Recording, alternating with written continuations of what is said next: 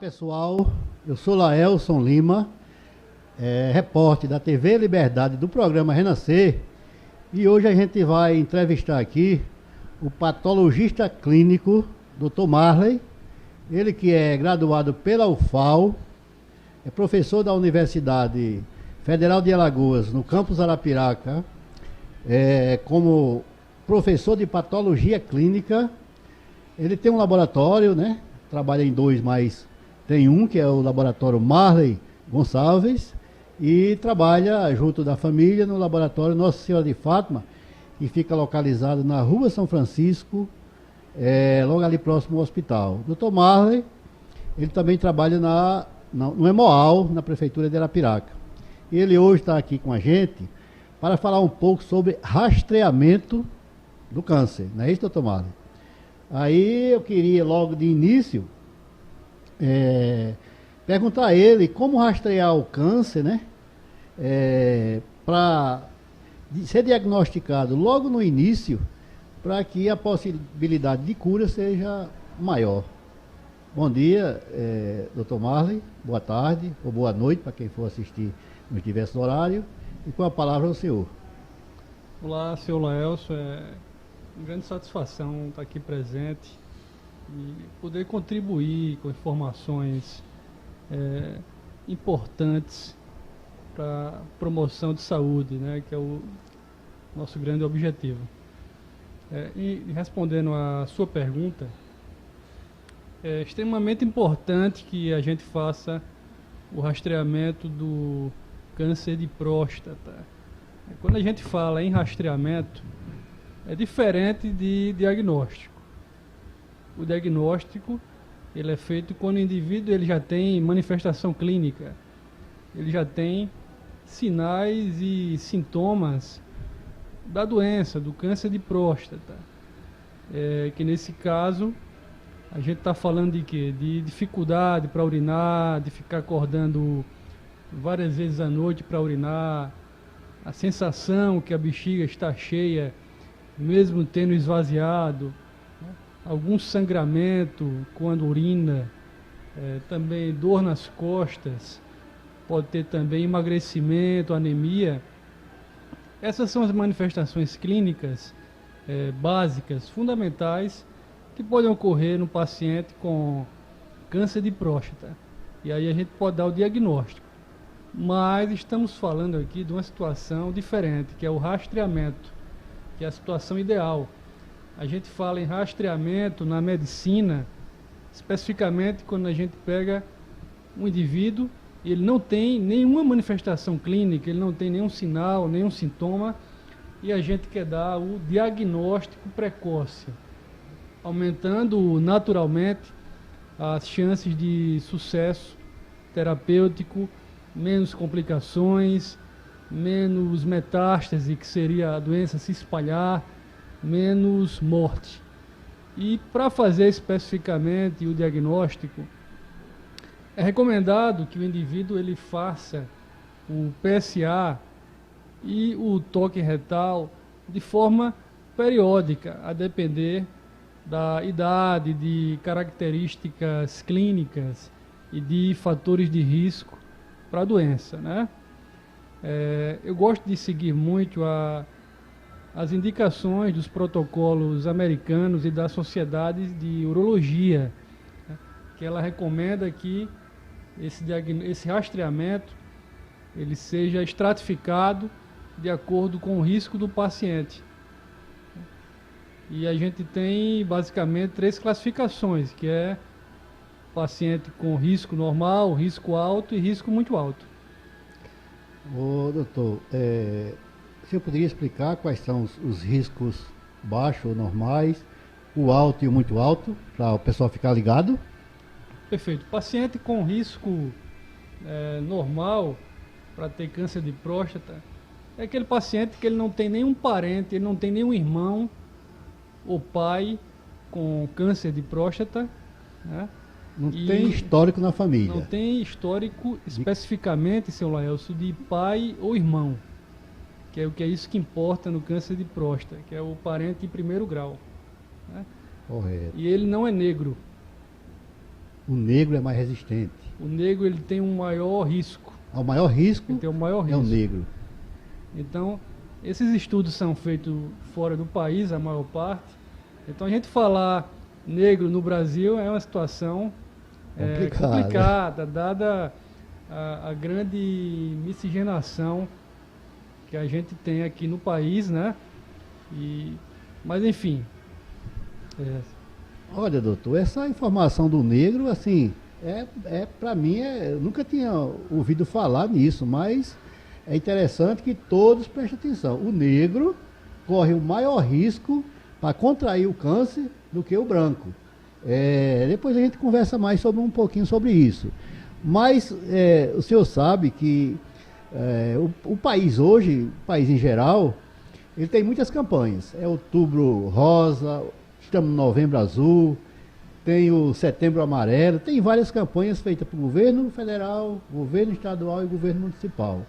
E o senhor sabe que as mulheres, elas vão mais ao médico do que os homens. Eu não sei a estatística, mas é muito maior a presença de mulheres nos consultórios médicos.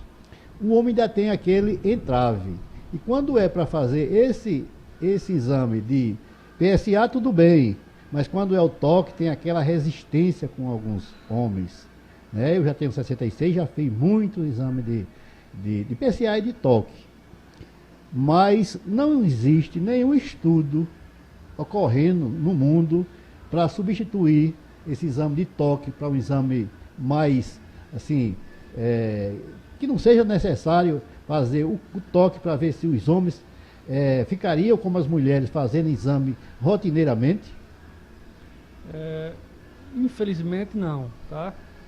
Em relação ao comparando o toque e o PSA, realmente o PSA ele é mais importante que o toque retal, né? Mas no entanto não pode ser feito isoladamente, deixando claro, tá? Cerca de 10% dos cânceres de próstata é rastreado com paciente com PSA, seu Laelso, absolutamente normal, ou seja, que só detectaria só com toque retal. Então, e 90% tem alteração no PSA, isoladamente ou em associação com o toque retal. Então, o toque retal, apenas ele, né, só ele consegue diagnosticar 10% ou rastrear 10% dos cânceres de próstata que passariam despercebidos com o PSA. Então deve ser feito de forma conjunta, né? Há estudos, sim, que estão sendo realizados para que com marcadores mais sensíveis, mais precoces para o câncer de próstata. No entanto, é apenas ainda ciência e não está transmitido isso, não está chancelado, né, respaldado em protocolos, em diretrizes médicas, que é o que a gente tem que seguir. Tem que seguir, exatamente.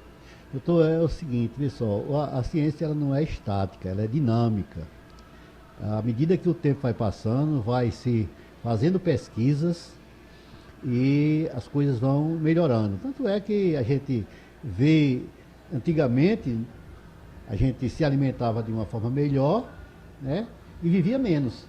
Hoje, a gente enfrenta turbulência, camada de ozônio, alimentação com venenos, mas graças à medicina, às pesquisas e os tratamentos, tem aparecimento de mais doenças, mas tem cura, né, tem tratamentos para essas doenças específicos, e que o resultado final é que a idade, né, de vida de uma pessoa, de um brasileiro hoje está assim, elevada hoje, muita gente morrendo depois de 80 anos, muitas mesmo, tanto do sítio como da cidade. E o objetivo final é que se tenha qualidade de vida. Qualidade de vida, você não adianta viver 80 anos se você não tiver uma qualidade de vida adequada. E a gente sabe que isso aí é tudo adquirido através das ciências, né, dos estudos, dos artigos científicos que são publicados. E o senhor, como é um estudioso, antes eu já faço exame de próstata desde que eu tinha 40 anos, quando se recomendava. Não sei se essa idade hoje ainda permanece, mas desde 40 anos que eu faço meu PSA. E os médicos que eu ia diziam, não, só precisa do PSA. Né? E o senhor está já está falando em conjunto, PSA junto com o toque. O PSA junto com o toque, qual é a primeira hora, né, do que fazer o primeiro exame de PSA e em conjunto? Essa é uma pergunta, seu Laelcio, que ela não tem assim uma resposta categórica, né? Há muitas divergências nos artigos científicos, né, entre países e países, mas assim, eu particularmente, juntamente com outros colegas também, eu gosto de pecar por excesso. Então, eu sempre prefiro que inicie aos 40 anos, anualmente, e a gente vai acompanhando isso aí, né? 40 anos, primeiro PSA com toque. Primeiro PSA com toque retal. Com toque retal. E que isso seja feito anualmente. Mas quando vai se aproximando para terceira idade, depois de 60 anos, esse intervalo continua sendo aconselhado anualmente ou reduz? Também é uma resposta que não tem uma definição categórica. Eu acho interessante pecar por excesso, mas o intervalo anual, ele é um intervalo muito bom, tá? Os estudos, eles não mostram intervalos menores, eles mostram até maiores, acompanhar 2, 3 anos, mas o intervalo anual, fazer o toque retal e o PSA anualmente, é muito bom. A gente está abordando de forma mais precoce, pecando por excesso, que é o ideal, né? Melhor prevenir do que remediar. Ô, doutor Marley, e com relação, o senhor já falou aqui que tem uma predisposição, né, de algumas pessoas por hereditariedade, né? Por pessoas da família que já tiveram esse tipo de câncer. Com relação à alimentação, há uma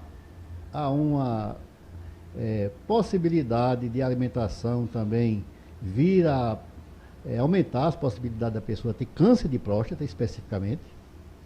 Sem dúvida, a alimentação ela é vista hoje como o principal fator de risco para câncer de próstata. E quando a gente fala em alimentação, a gente fala de uma alimentação que ela é rica em gordura, em carnes vermelhas e pobre em vegetais e em frutas. Há alguns estudos que é interessante como a ciência ela é dinâmica, né? Que aponta substâncias específicas como carotenoides encontrados em tomates, alguns antioxidantes como selênio, vitamina E, e outros que apontam que isso não existe, que contradiz, né? Então, o que a gente sabe hoje, sendo bem claro, é que não há nenhuma substância específica como fator de risco ou como fator protetor, mas sim alimentos de modo geral, né? Como risco, alimentos ricos em carne vermelha, em gordura animal, e como fator protetor, uma alimentação rica em fruta e verdura. Como o senhor é um especialista, né, nessa parte de patologia clínica, né, e trabalha em laboratório, a gente também tem notado que não existe, né, uma saúde perfeita se não houver um balanceamento dos micro e macronutrientes que compõem a nossa fisiologia, né?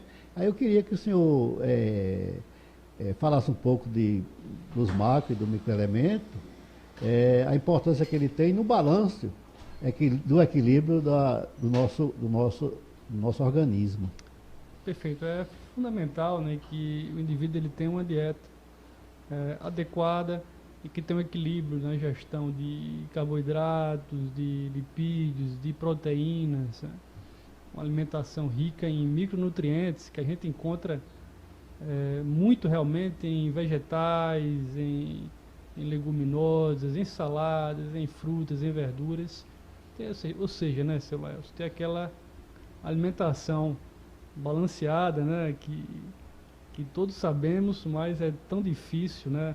É muito difícil. É muito difícil a gente aplicar na prática, realmente, né? Principalmente para essa turma, né, mais jovem, né, e que hoje sai de casa e não tem hora para voltar, ou tem que levar a sua alimentação, ou vai comer em restaurante que a gente não sabe qual é a procedência dessa alimentação. Vê só, doutor, eu como trabalho no campo, eu sou médico veterinário, a gente tem uma base científica também para conversar, né? Porque os animais não diferem dos seres humanos, tem coração, tem pulmão, tem fígado, tudo que o ser humano tem, os animais também têm, exceto a inteligência, né? O animal age muito por instinto, apesar de ter muitos animais com instinto bastante desenvolvido. Seres humanos têm que agir com a razão, né? Com a inteligência. E a gente tem notado, assim, nessas andanças nossas no campo, esse aumento na produção de alimentos, seguido de hormônios e venenos para controle de pragas e doenças que as plantas também têm, né? Como é que a gente pode hoje se alimentar de um alimento saudável, sem saber a procedência desses alimentos, sabendo que o pessoal está aplicando venenos indiscriminadamente, sem controle? Esse é um tema muito relevante. Vamos estender a discussão, né, de câncer de próstata para a saúde de forma global. De forma global. É um tema muito importante, né, visto que a gente sabe, né, que a indústria alimentar tem muitos problemas, né, e utilizam em demasia, muitas vezes, fertilizantes, agrotóxicos, hormônios com efeitos deletérios, né, para a saúde, aumento de risco de vários tipos de câncer, por exemplo, né. Então, assim, acredito que as pessoas, os empreendedores, né, os governos devem se preocupar muito com essa questão, né, e desenvolver políticas públicas para realmente incentivar essa agricultura orgânica, né, o mais livre possível dessas substâncias deletérias. Eu lhe parabenizo pelas suas iniciativas, pelo seu trabalho em promover saúde, agindo nessa tangente, né, de melhorar os processos produtivos da indústria, visando não apenas a produtividade, que a gente sabe que é importante isso, né, mas sobretudo sem prejudicar a saúde humana. Com qualidade, né? Com qualidade. A gente às vezes vê as pessoas dizerem, não, eu só como verduras e frutas, por isso eu estou me alimentando bem, né? Aí a gente que conhece a agricultura na ponta, sabe do plantio até a colheita, né? A quantidade de defensivos que está sendo aplicada ali, a uva que a gente consome de Petrolina, de outros lugares aí, às vezes a gente chega a ser branca de quantidade de defensivos. A gente está saindo um pouquinho porque a gente quer chegar no câncer, né? A gente sabe que esses defensivos agrícolas, eles produzem o câncer, né? Esses conservantes enlatados, embutidos, dito por todos os especialistas, que é um acelerador desse problema de câncer, porque às vezes a gente não tem problema de hereditariedade, a gente não tem, assim, faz tudo como recomenda a medicina, e aparece um câncer e você fica, né, o médico fica fazendo um rastreamento, a gente também às vezes fica fazendo, como é que isso apareceu, né? E a gente só pensa nesses produtos de alimentação que a gente consome. E isso é bom, eu luto por isso. O senhor sabe o trabalho que eu faço, não só no município de Arapiraca, mas a nível de Nordeste, aqui com relação ao meio ambiente. Nós sabemos que o nosso município, né, é um município que está assim, precisando de um olhar maior para a parte de meio ambiente, esgoto, saneamento, água, né, água servida que é jogado assim ao meio ambiente, né, e aquilo ali são conservadores de muitas pragas, muitas bactérias, muitas doenças, carreamento, e a gente precisava de um olhar maior para essa parte ambiental, né? Hoje a gente não chama mais meio ambiente, mas chama de saúde ambiental. E o resultado disso é postos de saúde cheios, laboratórios cheios, e a gente sabe que se for cuidado, né, se for feita uma prevenção, diminui muito esses problemas de saúde, né? Então a gente queria saber também, né, que já tinha um especialista, e eu sei que tenho conversado muito com o senhor fora do ar, né, sobre essa questão hormonal, né, se também tem influência no aparecimento do câncer ou não, né, porque tem muitos médicos, não, é problema de hormônio e tal, e isso aí pode prejudicar isso, prejudicar aquilo, é bom a gente fazer os exames tudo direitinho, também tudo nos períodos determinados, para estar com o organismo todo equilibrado, né? O que o senhor tem a dizer aí sobre influência ou não influência de hormônios no aparecimento de câncer? Sem dúvida, assim, os hormônios masculinos, os andrógenos, eles têm uma influência direta no câncer de próstata.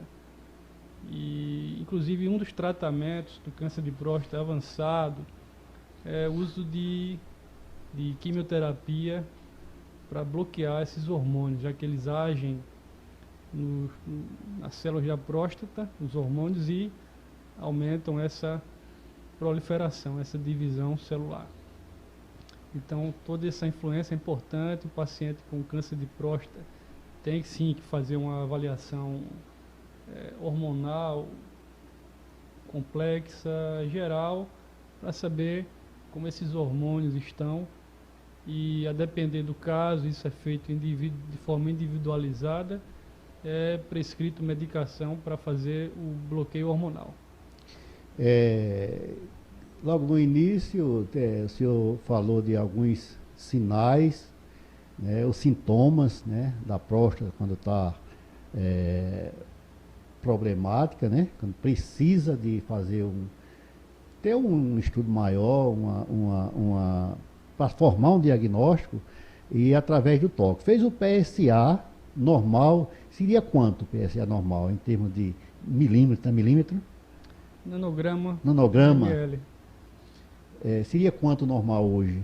O tamanho da próstata? Perfeito. Essa é uma pergunta que não tem realmente uma resposta muito bem definida, é muito variável, né?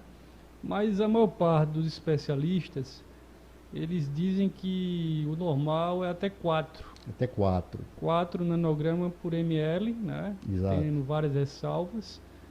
E sendo que acima de 4, né, já é indicativo de fazer uma biópsia. E entre 2,5 e 4, tem que acompanhar mais de perto, ver outros fatores de risco para indicar uma biópsia ou não, ou um acompanhamento mais rotineiro, né? Outros exames mais específicos, é uma coisa mais individualizada realmente. E menor que 2,5 a gente fica mais tranquilo, porque é muito difícil esse paciente ter um câncer de próstata. Com a idade é natural que também haja um aumento, já é assim, quase que esperado. Não quer dizer que quando está um pouco aumentado também seja um tumor maligno, né? Tem muitas pessoas que, alguns médicos dizem, não, está um pouquinho aumentado, mas não é um câncer ainda, mas precisa fazer, ele chama de uma raspagem, né? Não sei se esse é o termo correto. Mas a gente nota que quando ela está aumentada também há uma pressão sobre o canal que sai a urina, né, os ureteres, e dificulta, a gente fica com a urina mais fraca, né, às vezes um pouco dolorida, o senhor já comentou aí, e quando você, meu amigo, tiver nessa situação, não demore não. Imediatamente procure o médico, siga as orientações e faça o exame, porque à medida que aparecem os primeiros sintomas, o percentual de cura é muito grande, né, doutor? Sim. Quanto mais precoce se faz o diagnóstico, os primeiros sintomas, ou melhor, sem ter sintoma algum, que é o rastreamento, as chances de cura e de uma qualidade de vida menor, menos complicações, são muito maiores. Isso aí é sem sombra de dúvida. O ideal é que faça um rastreamento periodicamente, mesmo sem ter sintoma. E é que a gente sabe que existem condições na próstata que também podem aumentar o PSA e podem dar sintomas. A mais comum delas é a hiperplasia prostática benigna. É bem mais comum que o câncer de próstata e é uma condição que ela tende, né, a ir aumentando com a idade também, e ela tende a ter mais sintoma urinário do que o câncer de próstata. O câncer de próstata tende a ter menos sintoma urinário. Já tem uma tendência maior de ter sintoma urinário, uma fase mais avançada. E existe assim um mito, não sei se é verdade, mas alguns homens que são mais, não sei se é brincadeira, né, que isso não é coisa de brincar, mas eles dizem que tem a ver a quantidade de relação sexual com o aparecimento do câncer. Por exemplo, aquele que pratica mais sexo, diminui a chance de aparecer um aumento da próstata com o aparecimento de câncer. Isso é verdade? Existem trabalhos que indicam realmente que uma maior atividade sexual e exposição ao sol. Exposição ao? Sol. A sol. E uma consequente maior produção de vitamina D parecem ter um efeito protetor para o câncer de próstata. Não existe não é 100%, mas parece que protege sim, né? Então fazer mal, atividade sexual adequada, exposição ao sol não faz, né? Então, acho que vale a pena a gente indicar para os nossos pacientes. Aí, pessoal, a notícia boa, né? Vamos fazer mais sexo, né? Diminui a possibilidade, inclusive, de pegar um câncer de próstata, porque aquilo ali também, eu trabalho muito com gado leiteiro, não estou fazendo nenhuma comparação, mas quando a gente vai diminuindo a quantidade de vezes que a gente faz o aleitamento de um animal, de uma vaca, por exemplo, ela vai diminuindo a produção de leite, né? Se você quer secar uma vaca, por exemplo, você passa um dia sem tirar, tira num dia, no outro não tira, diminui a quantidade de água e vai secando.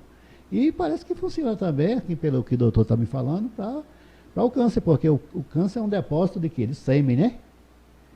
E permanecendo aquele sêmen ali por vários dias, né? Intacto ali, pode ser que tenha uma relação com essa coisa aí, né, doutor? Ainda não temos realmente estudo, né? Mecanismo, né, correto, mas parece que sim, que a atividade sexual, tem muita atividade sexual e exposição ao sol, parece que tem um efeito protetor sim. Ainda não é 100%, mas parece. Então acho que vale a pena indicar, porque não é algo que vai fazer mal, né, para o indivíduo. A gente está conversando com o Dr. Marley e muito esclarecedor, né? Por mais que a gente pense que saiba, mas quem sabe é o médico, né? É sempre bom a gente respeitar aquelas pessoas que são especialistas, né? A gente agora fez um apanhado aqui, com essa conversa a gente aprende cada dia mais, eu estou aprendendo, né? Não deixe aparecer os sintomas. Comece com 40 anos, faça o rastreamento, porque às vezes aparecem os problemas também assintomáticos, né? Ele acabou de falar isso aí. Então, homens, deixe esse preconceito, né? O toque é uma coisa profissional, é uma coisa entre médico e paciente, né? Vamos cuidar para você se prevenir. É barato, é muito barato. né? Agora, para você tratar, é caro, é dispendioso, é oneroso, toma tempo e a gente não pode brincar com a coisa séria, né? Temos que nos prevenir, temos que ir mais ao médico, temos que cuidar mais da nossa alimentação, temos que cuidar mais da nossa saúde. Lembre-se que a coisa mais valiosa da nossa vida é a saúde, a nossa saúde. Uma pessoa sem saúde não é nada, mas não é nada mesmo. É a pessoa infeliz, triste, deprimida, né? Não adianta ter dinheiro se não tem saúde. Primeiro recurso do homem é a saúde. Aí tem a família, né, que a gente tem que pensar nos filhos, na esposa, que também fica preocupado com a nossa saúde, né? E vamos mais ao médico, vamos fazer uma coisa de cada vez, né? Uma vez por ano. Eu não vejo muito trabalho, nem muito dinheiro nisso. Se for público, é gratuito, né? O governo já está pagando para a gente fazer. E se for particular, doutor, quanto é um exame desse do PSA e o toque que o cara gasta se ele tiver que pagar? Tudo particular. O valor exato do PSA eu não sei, que eu confesso a você, seu Léo, que essa parte financeira, eu não tenho muito conhecimento. Minha dedicação total mesmo é na parte técnica, de fazer exames cada vez melhores e poder ajudar melhor os meus pacientes. Mas, assim, é um exame que ele não é caro, não. Eu não sei o valor exato, mas ele não é caro, não. Mas tem a tabela da AMB, né? Quem quiser é só ligar, né, e procura no laboratório quanto é esse exame e tal. Não é um valor caro, até mesmo porque é para cuidar da saúde, não tem como a gente não deixar de tomar uma cerveja no final de semana para não fazer o exame. A gente vai para um bar, vai para uma festa e gasta. Então a gente pode tirar uma noitada e fazer o exame. Isso é o que eu aconselho, né? Isso é que o doutor também aconselha. Isso é conselho para o bem, não é conselho para com fins de ganhar recurso, até porque ele não se preocupa muito com essa parte financeira, tem as pessoas que cuidam disso, ele se preocupa realmente com a profissão dele e com a relação entre médico e paciente, a saúde do paciente é o que interessa nesse momento. Tanto é que ele é professor, ele além de ser médico é professor, que é uma profissão digna de quem não se preocupa muito com dinheiro, porque ele ganharia muito mais se ele estivesse no consultório dele fazendo consulta, do que se ele estivesse dando aula. Mas a gente nota quando uma pessoa é dedicada e quer o bem da humanidade, quando ele pega uma turma de 40 alunos ali, que serão 40 futuros médicos, e ele bota no mercado de trabalho para cuidar de pessoas. Para cuidar de pessoas. Não é para cuidar de lado financeiro de ninguém. É para cuidar da saúde das pessoas, né? Isso aí é muito louvável. Eu queria que o senhor continuasse assim, nesse amor que o senhor tem pela medicina, que eu acompanho, né? Eu acompanho o seu amor pela medicina, esse estudo que eu vejo o senhor lá, depois de meia-noite, estudando com os livros, com o computador, estudando para dar suas aulas, fazer o melhor, cuidar melhor do seu paciente, né? E para essa conversa não se alongar muito, a gente podia ficar conversando aqui uma tarde toda, a gente tem assunto. Mas eu queria que o senhor fizesse seus esclarecimentos finais, alertasse a população para procurar os médicos e cuidar da saúde das pessoas. Perfeito, né? A saúde realmente tem que ser uma prioridade. Precisamos priorizar mais a saúde e reverter uma situação que a gente está passando hoje em dia, né, seu Laelso? Que a saúde está sendo desvalorizada, uma sociedade muitas vezes que prioriza questões financeiras e a saúde fica secundária. A gente precisa sempre pensar nesse lado, né? Então, assim, o que eu digo é que realmente os homens se cuidem, né, que é fundamental o rastreamento de câncer de próstata. É apenas uma vez por ano, tem que fazer o PSA e o toque retal. Também conclamo as mulheres que elas têm papel fundamental nesse processo. A gente sabe que as mulheres são grandes guardiãs do lar. E grande parte das vezes elas levam os homens para fazer os exames, né? Em alguns casos até obrigam a fazer os exames. Exatamente, né? Obrigam, marcam a consulta. Marcam a consulta, marcam o exame. E é isso, é melhor que faça o diagnóstico, o rastreamento o mais precoce possível para aumentar as chances de cura, diminuir complicações. A gente sabe que o câncer de próstata, quando ele está avançado, ele requer cirurgias mais avançadas. As cirurgias podem causar problemas de bexiga, problemas urinários, problemas no intestino, disfunção sexual, né? E morte precoce. Então é melhor prevenir do que remediar. Exatamente. Eu quero agradecer a sua entrevista, muito esclarecedora, senhor, muito tranquilo, fala muito pausadamente para que o nosso telespectador, né, perceba tudo direitinho, assimile.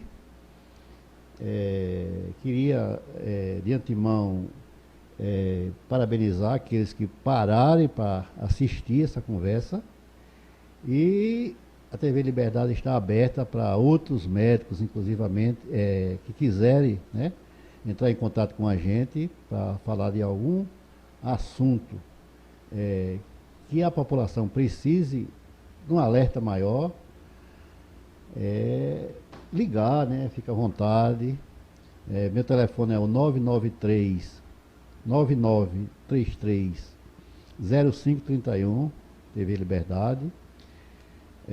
Se inscrevam, participem, compartilhe com seus amigos e ative o sininho para receber as notificações, né?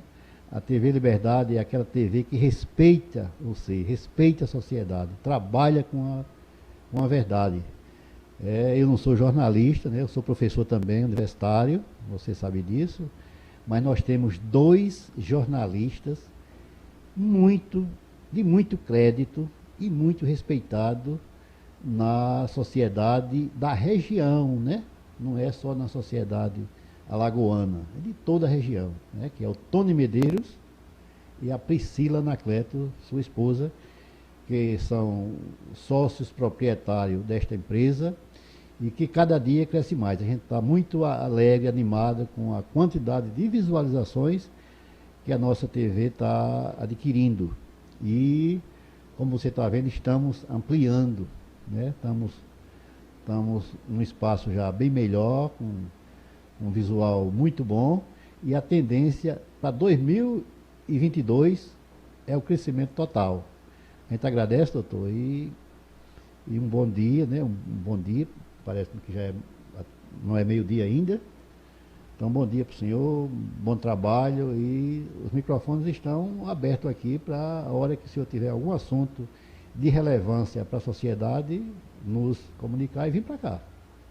Obrigado, será sempre um prazer poder contribuir com essa agenda positiva de vocês de melhorarem a sociedade e melhorarem a saúde das pessoas.